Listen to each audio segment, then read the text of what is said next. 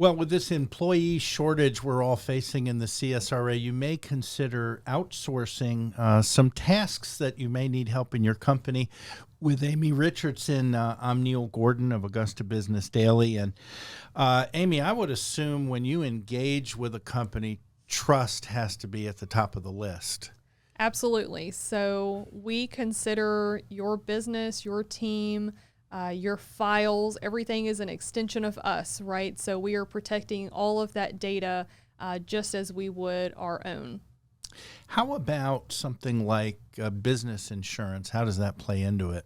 Sure. So we have business insurance for my business, and we make sure that that covers everything that we are touching, handling, moving, designing, right? We have special business insurance that covers the bookkeeping side of our business. And, you know, a lot of that is over my head, and I would consult with my insurance agent about all of that. But I do a great job, I feel, in making sure that not only am I covered, but also all of the data and information that we're handling on your behalf as well. Yes, even the word fiduciary. Me too. We're continuing with Amy Richardson with Richardson Professional Solutions, and your website for folks who'd like to learn more. Right. It's richardsonprosolutions.com. Okay. And how about passwords? We all live with them seemingly in everything that we do. So how does that work when an outside company comes into a company? Right. So passwords are a whole podcast in itself. Okay. Right. So we have some clients that come to us and they're written on a sticky note, which is a no-no. They are in an Excel spreadsheet, which is a no-no, right? Or they try to send us all of the information via an email. That's a no-no, right? We're trying to make sure that we're protecting that data. So our particular company, we use a program called LastPass. So think of it as the last password you ever have to remember. You set it up with your email address. It gives you an account, what they call a vault. You can put in social security numbers. I put my safe code in there, passwords, a copy of your driver's license, a copy of your passport, like any of that type of data that you want to protect, you can put that in there.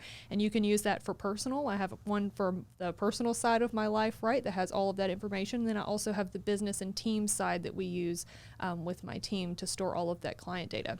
And that's actually free, which is really great that they offer that service. Of course, you can upgrade for premium features, but we really, really enjoy it. It's very easy to use. We work with our clients because, you know, we have our setup on this end. Neil, you would set up yours. You would store all those passwords and then share those with us.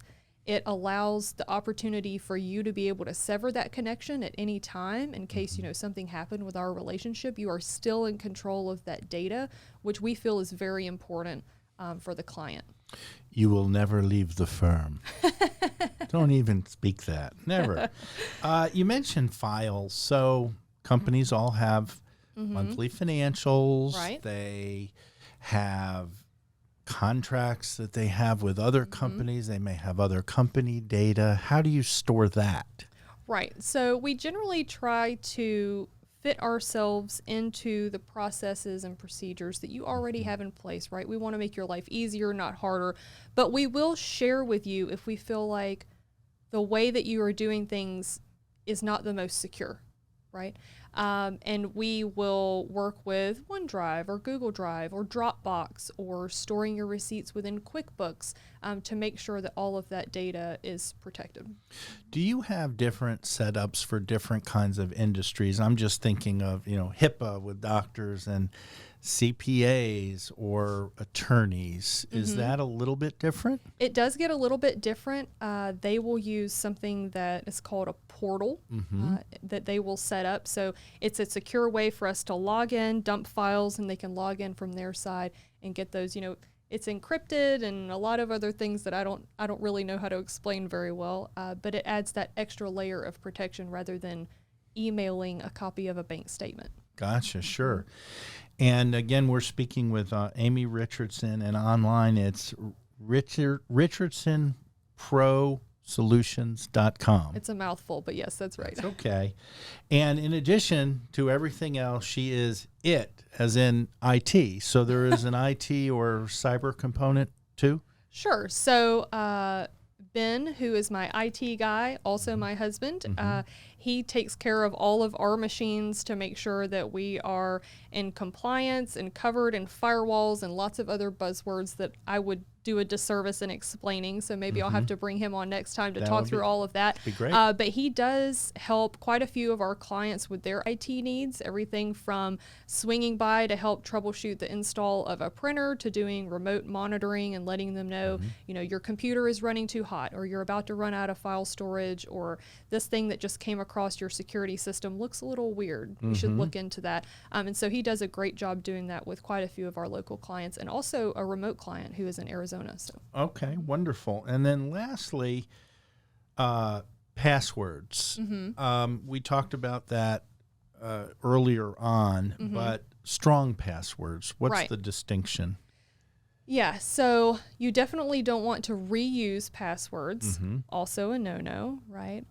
Don't do things that are predictable, like your kid's name or your birthday. And it always makes me shudder when someone gives you their email address and it's Neil 5/4/1962, and it's like, is your birthday May 4th, 1962? Neil, Yes. you know better. Yes, it is. Close. Right. So making sure that those passwords are strong, not predictable, and that's where something like LastPass comes in, right? You just have to remember that one main password, so something catchy, something that incorporates, we call a passphrase instead of a password, you know?